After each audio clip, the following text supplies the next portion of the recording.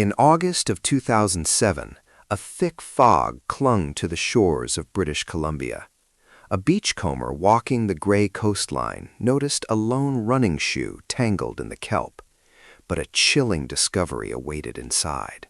It contained a human foot. This was only the beginning. Soon it was no longer an isolated incident. Another shoe washed ashore miles away. Then another and another after that.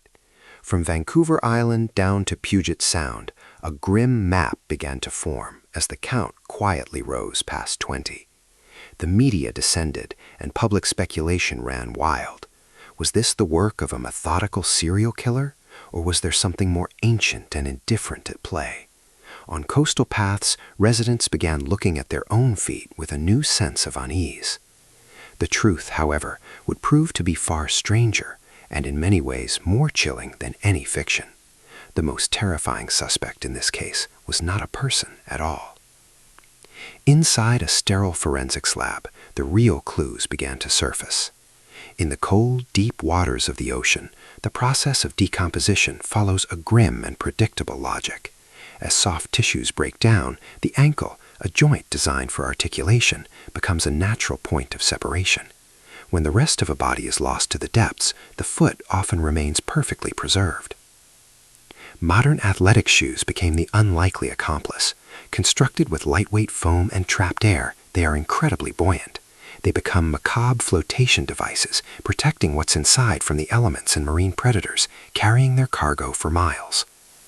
But why do they all land here? Oceanographers confirmed what sailors have long known.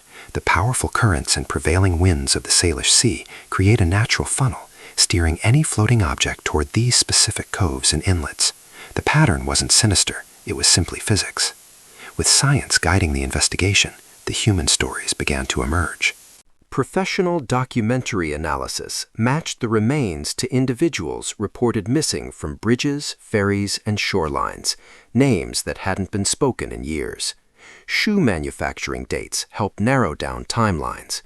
Most were tragic accidents or suicides. The myth of a coastal killer dissolved, replaced by a colder, more indifferent truth. The ocean doesn't keep secrets forever. It returns what it takes, piece by piece, carried to shore in an ordinary shoe. And with every tide, the unsettling possibility remains that the count is not yet finished.